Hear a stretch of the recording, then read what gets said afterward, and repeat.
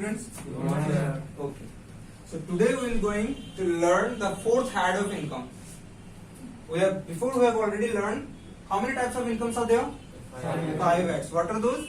Income from salary, income from house property, Income from PGBP, that is profit and gain from business and professions, and income from capital gain. Fourth head of incomes, right? So आज हम लोग वही fourth head of income पढ़ेंगे, that is all capital gain.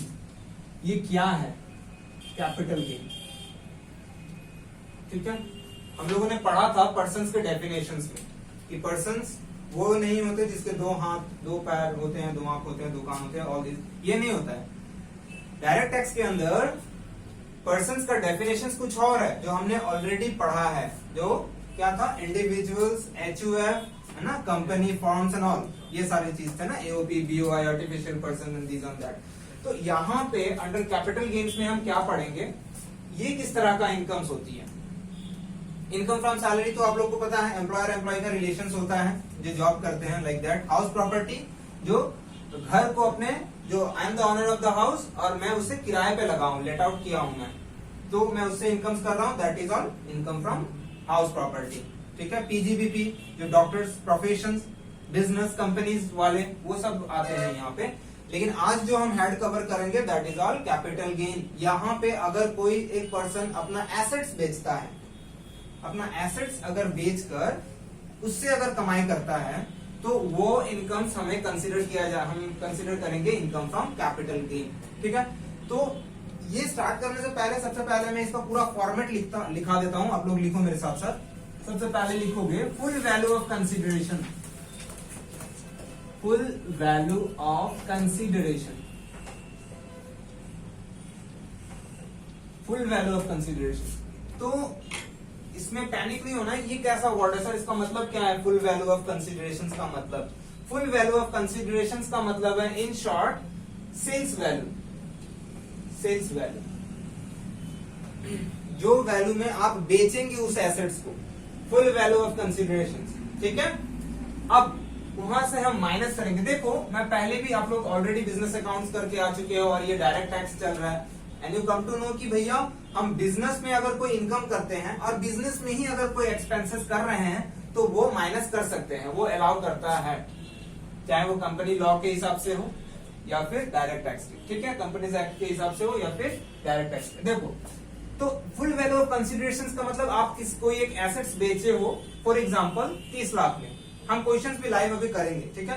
30 lakh में आपने बेचा, तो government बोलेगी कि भैया लाओ उस 30 लाख पे हमें टैक्स दो, जो इनकम्स, उस 30 लाख इनकम्स के ऊपर जो टैक्स बनता है वो लाओ. हम बोलेंगे नहीं सर, एक मिनट, हम बेचे तो हैं 30 लाख में, बट हमारा कॉस्ट भी तो गिरा था, हम खरीदे भी तो थे.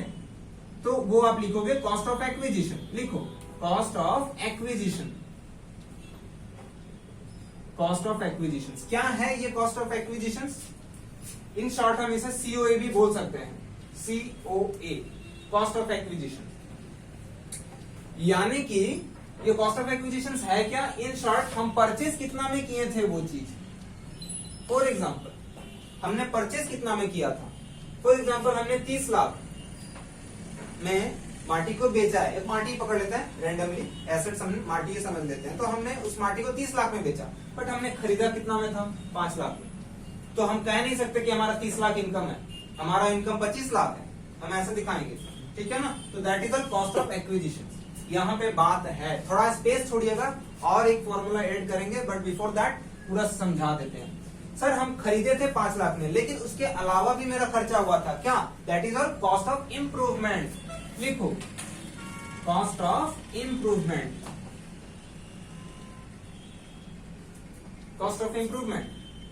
ये इम्प्रूवमेंट क्या है? फॉर एग्जाम्पल हमने जब वो मिट्टी खरीदा एज एन एसेट, जो मैंने कंसिडर किया, जब हमने वो मिट्टी खरीदा, हो सकता है सर वो बहुत डीप होल था, गड्ढा था, हमने लेबलिंग करवाया, या फिर पहाड़ पे मिट्टी ली थी, उसे हमने कटिंग करवाया, लेबलिंग करवाया, काफी जंगल था, बुशेस थी, हमने कटिंग कर. तो वो जो भी है कॉस्ट ऑफ इम्प्रूवमेंट है. उस एसेट्स पे आपने इम्प्रूवमेंट क्या किया है? घर बनाया था तो फ्लोर बना लिया सर, एक और फ्लोर ऐड किया, दैट इज ऑल इम्प्रूवमेंट. ठीक है. हम एसेट्स को बेच रहे हैं, लेकिन बेचने से पहले जो हमने उस पर खर्चा करके रखा है, that is all cost of acquisition. हमारा खर्चा था. इम्प्रूवमेंट हमारा खर्चा है. सर हमने ना ब्रोकरेज को भी पैसा दिया था, expenses on transfer you can write expenses on transfer, expenses on transfer, ये सारी चीजें ना हम माइनस करेंगे, ठीक है, हम ये माइनस करते चलेंगे, ये हम सारे माइनस करेंगे।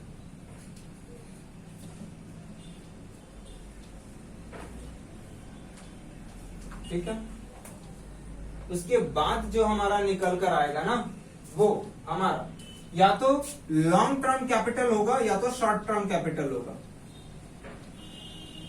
लॉन्ग टर्म कैपिटल गेन होगी या तो हमारी शॉर्ट टर्म कैपिटल गेन होगी।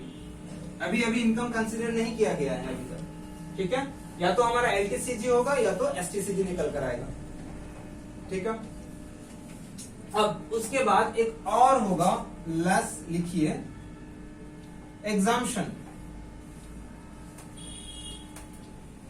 Exemption under section 54 to 54F तक। ये क्या है सर? ये एक एग्जाम्पशन मिलता है, इसके ऊपर, इस टॉपिक्स के ऊपर आगे मैं क्लास कराऊंगा। अभी इतना जान के रखें कि एग्जाम्पशन भी मिलता है, ठीक है, ये वाली। बट आज जो हम कवर करेंगे that is all about LTCG and STCG, किस तरह से निकालते हैं। एग्जाम्पशन का क्लास हम आगे करेंगे, हो गया। देखो एक्सपेंसेस ऑन ट्रांसफर जो मैंने ये लिखा ना, ये एक्सपेंसेस ऑन ट्रांसफर का मतलब है कि मान लीजिए हम मैटी को बेचे, अपने एसेट्स को बेचने के लिए हमने और कुछ खर्चा किया होगा। क्या खर्चा सर? हम अगर लैंड को बेच रहे हैं तो हो सकता है वहां ब्रोकरेज चार्जेस हमने दी होगी, तो वो भी तो हमारा खर्चा होगा ना, इजंट इट? चलो, अब यहाँ पे इतना ही बात नहीं है। आप लोगों को मैंने बोला था थोड़ा स्पेस छोड़ना, क्यों बोला था? अब यहाँ पे ट्विस्ट ये है कि अगर फॉर एग्जाम्पल मैं एक क्वेश्चन सेट कर रहा हूं, जैसे कि हमने बोला फुल वैल्यू ऑफ कंसिडरेशन का मतलब सेल्स वैल्यू है, तो भाई हम सेल किए हैं, हमको यहाँ पे रैंडमली एक क्वेश्चन सेट करते हैं, सेल किए हैं 30 लाख में, सपोज एग्जांपल 30 लाख में हमने मैटी को बेचा है, ठीक है। तो कब बेचा है सर? कौन सा साल में बेचा है? ठीक है, हमने मान लीजिए 17-18 में बेचा होगा, इन द ईयर 17-18 में हमने माटी को बेचा कितना में? 30 लाख में, ठीक है। अच्छा सर हमने खरीदा कब था? 2004-5 में मान लीजिए हमने खरीदा था, परचेज किया था। कितना में खरीदा था sir? Suppose for example 5 lakh में, ठीक है, समझिएगा, सारा समझ में आएगा। और सर और हमने इंप्रूवमेंट किया 2005-6 में, हमने इंप्रूवमेंट किया, कितना लग गया? मान लीजिए कि हमारा 50,000 लग गया इंप्रूव करने में, माटी को लेवलिंग करवाने में, लेबर्स लगा के थोड़ा सा साफ कराने में। और हमारा ना एक्सपेंसेस ऑन ट्रांसफर होगा कितना? यहाँ पे लिखा रहेगा कौन सा ईयर में, दैट इज नॉट इंपॉर्टेंट। तो एक्सपेंसेस ऑन ट्रांसफर हो गया हमारा 2% on sales value, sales value, इस तरह से लिखा हो क्वेश्चन। करेंगे कैसे? अब यहाँ पे देखो सबसे इंपॉर्टेंट चीज है कि भैया फुल वैल्यू ऑफ कंसिडरेशन तो हमारा कितना है, कितना लिखे हम? 30 लाख, वेरी गुड। अब कॉस्ट ऑफ एक्विजिशन, अच्छा कौन सा ईयर में किया था हमने सेल? 17-18 में फॉर एग्जांपल सेल किया, ठीक है। हमने खरीदा कितना में था? 5 लाख में, तो हम यहाँ कितना लिखेंगे? यही बात है। यहाँ पे हमने डिमांड किया या फिर एसएससी ने डिमांड किया कि भैया, और लॉ ने भी वो सेक्शन इंट्रोड्यूस करके बना दिया कि ठीक है, एग्री किया। क्या एग्री किया? कि 2004 और 5 में जो 5 लाख की वैल्यू थी ना, वो इन द ईयर 17-18 में कितना है उसका कॉस्ट, वो प्राइस की वैल्यू कितना होगा, कॉस्ट नहीं वैल्यू कितना होगा, ठीक है। तो वैल्यू कितना होगा वो कैसे निकालें? तो उसके लिए एक फॉर्मूला है CII, cost inflation indexation, book में देखिए ये फॉर्मूला है, ठीक है, CII कॉस्ट इन्फ्लेशन इंडेक्सेशन। तो ये उसका फॉर्मूला है, हम निकालेंगे कैसे? यहाँ पे बोर्ड पे देखो, तो हमारा जो भी प्राइस होगा ना COA, यानी कि कॉस्ट ऑफ एक्विजिशन का जो प्राइस होगा, ठीक है, इनटू CII, फुल फॉर्म अभी मैंने बोला या कॉस्ट इन्फ्लेशन इंडेक्सेशन। तो CII of year of transfer, year of transfer यानी सेल कब किए हो, ठीक है। तो मैं यहाँ इन शॉर्ट सेल्स ईयर लिख देता हूँ। ये मैं इसलिए लिख रहा हूँ सो दैट कि आगे जाके आपको याद रहे formula. Sales year by purchase year, CII of purchase year, purchase years, ठीक है। हम अभी इसे करेंगे। तो हमने क्या कहा कि भैया 5 लाख की जो वैल्यू थी वो 2004 और 5 में थी।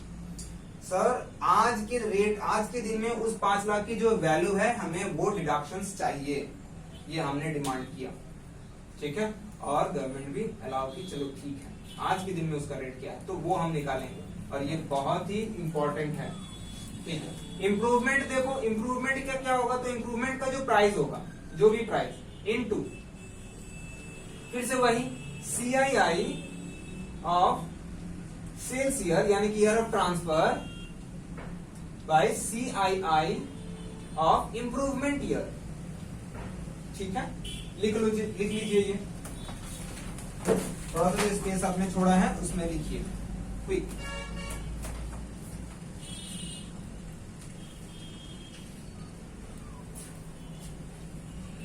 CII of year of transfer by CII of purchase year, ठीक है, लिख लिया। अब देखो, अब हम इसे कैसे सॉल्व करते हैं। देखो इसी क्वेश्चंस को हम सॉल्व करेंगे। फुल वैल्यू ऑफ कंसिडरेशंस का कितना था वैल्यू, 30 लाख है ना। तो हम यहां देते हैं 30 लाख। मेरे साथ साथ आप लोग भी करोगे, कोई भी डाउट नहीं होना चाहिए, ठीक है। 30 लाख, ओके। नेक्स्ट आगे क्या है, cost of acquisitions. Cost of acquisition, तो कॉस्ट ऑफ एक्विजिशन का कितना प्राइस था, परचेज प्राइस कितना था 5 लाख, ठीक है। तो मैं यहाँ 5 लाख देता हूँ, सपोज फॉर एग्जांपल 5 लाख। ये तो 4-5 की थी ना वैल्यू, 17-18 में उसका वैल्यू क्या है, 17-18 में उसका वैल्यू क्या है, कैसे निकाले, 5 lakh into CII of sales year. तो ये जो CII ऑफ सेल ईयर है ना, देखो बुक्स में एक टेबल दिया गया होगा आप सबका, देखो cost inflation indexation, isn't it right. 2001 से लेके 12 से लेकर 17-18 तक दी गई है, ठीक है। लेकिन ये आगे भी अभी 2021 तक आ गया है। अब कुछ स्टूडेंट्स पूछते हैं sir should I have to learn this CII format number, no, याद करने का जरूरत नहीं है, because it changes all the time, ये चेंज होता है, ठीक है, ये चेंजेस होता रहता है। तो ये होता रहता है, तो इसे याद करने का नहीं है। लेकिन जब आपका एग्जाम्स में अगर क्वेश्चंस आता है तो फिर CII विल बी गिवन, दिया जाएगा। अब देखो यहाँ पे कैसे निकालते हैं, 30 लाख हो गया। अब ये 5 लाख का CII of sales year, sales year कितना है हमारा 17-18। तो देखिए CII 17-18 का CII कितना है 272, isn't it right? अब CII of purchase year, purchase year कितना है 4-5, राइट। सो 4-5 का CII कितना निकला, क्विकली इसे कैलकुलेट करके मुझे आंसर बताइए। क्विक मोबाइल पे कर सकते हो आप, मोबाइल भी कैन यूज और कैलकुलेटर, क्विकली मुझे इसका आंसर चाहिए। देखो 5 लाख इंटू 272 डिवाइडेड बाय 113 कितना निकल कर आ रहा है, डिवाइडेड बाय 113, आंसर कितना निकल रहा है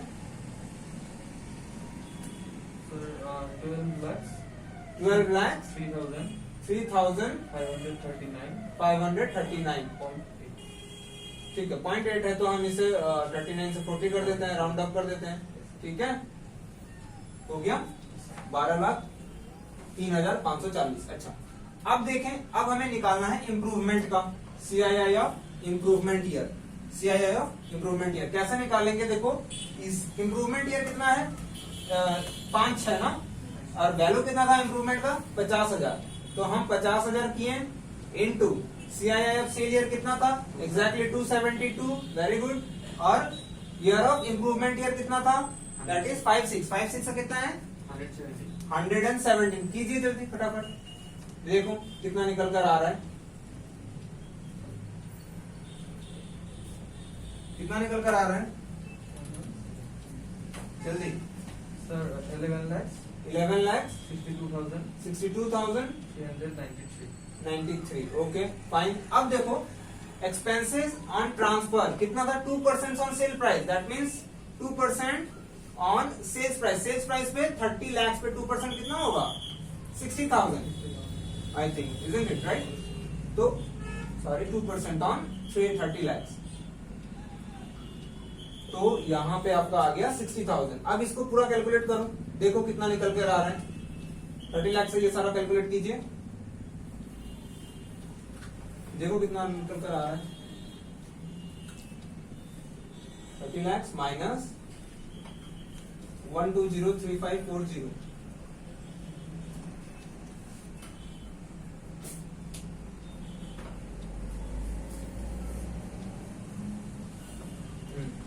सर 5,74,000 5 लाख 74,000 74,000 74,000 067। तो देखो यानी कि हमारी एलटीसीजी या एसटीसीजी, अच्छा ये एलटीसीजी है क्यों? Assets hold more than 36 month.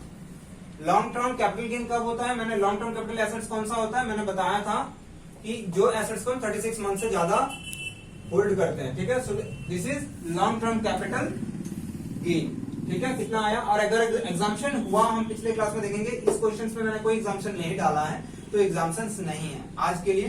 Thank you.